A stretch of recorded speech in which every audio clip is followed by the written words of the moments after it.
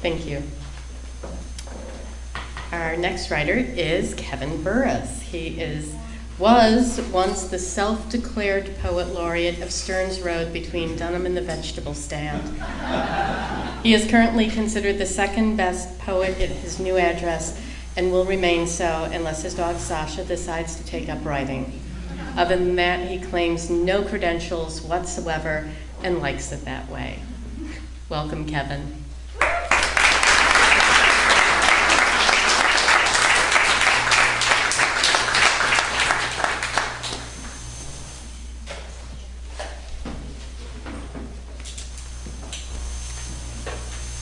Happy Father's Day.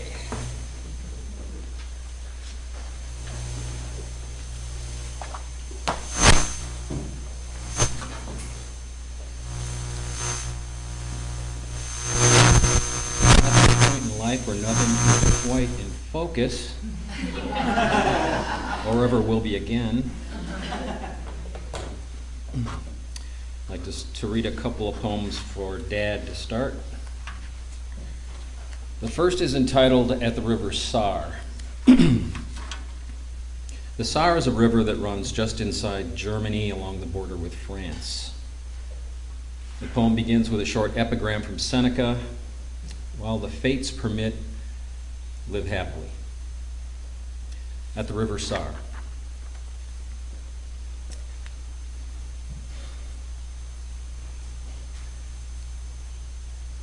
They don't seem to notice me, standing here among them, these three women in white.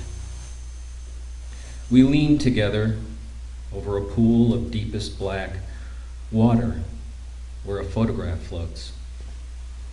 It is a picture of you, a soldier from history's book of battles, the war of 1944. And you are sitting in a jeep, leaning toward the winter darkness before you.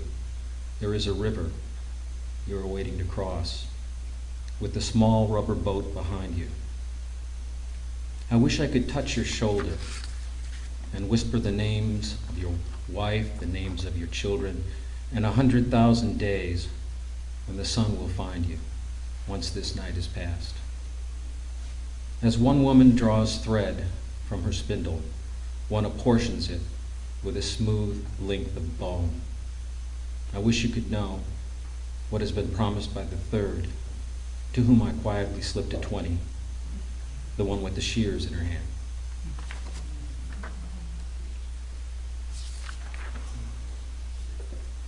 Second poem is entitled Staggered, Stunned by Light.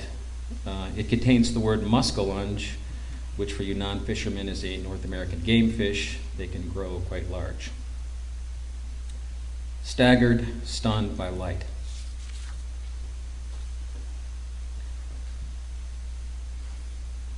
A week of rain, high water, night, cool enough still for sleep.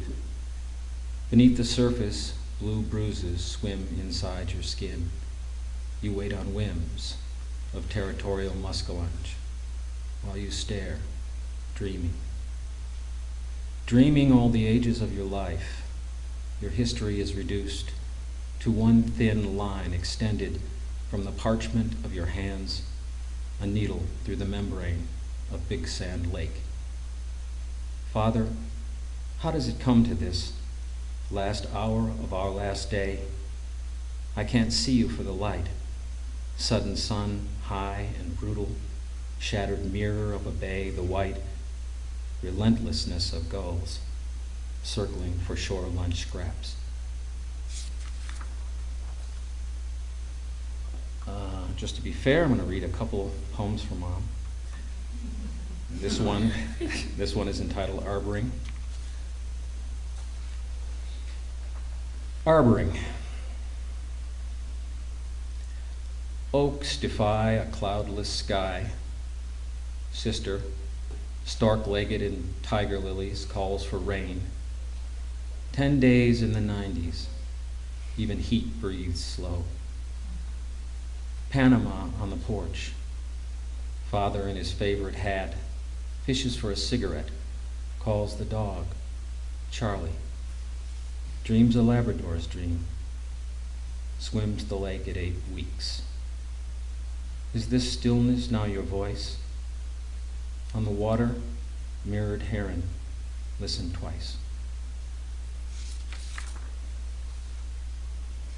The next poem is entitled Discipline. It contains a line from a song called High Hopes, which was made famous by Frank Sinatra.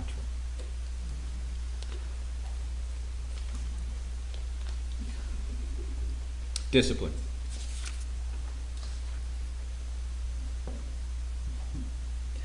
I am not too old to remember the little engine that could, steaming down his track, little engine brow furrowed with determination. And the voice of my mother, blessing his redemption, or in the kitchen singing just what makes that little old ant. Yes, you can, she would say to the boy who could not, would not button his obstinate Salvation Army coat.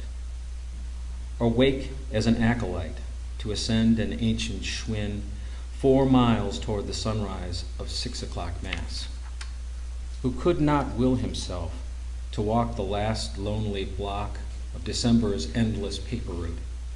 I cannot be old enough to forget rich days unwasted, the music of muscle well-toned, my steady gait, a certain pace, the debt I owe to the wind at my back. Next poem is for all you Turner Classic Movie fans. It's called, appropriately enough, Old Movies. Old Movies. In the movie that tells the story of the past, a man in a fedora looks you right in the eye. He smokes as he talks in Tommy gun bursts. At ringside, in a nightclub on the docks, he means business. The woman beneath her velvet cloche will cut you down to size with a glance.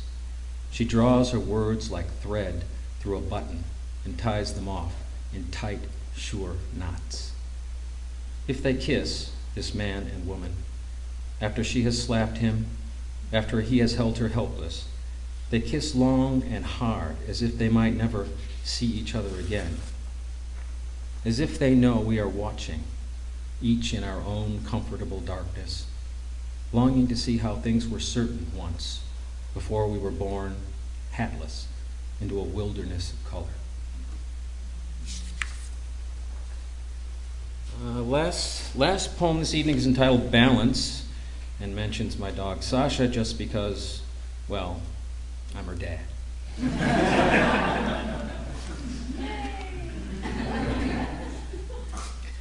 Balance.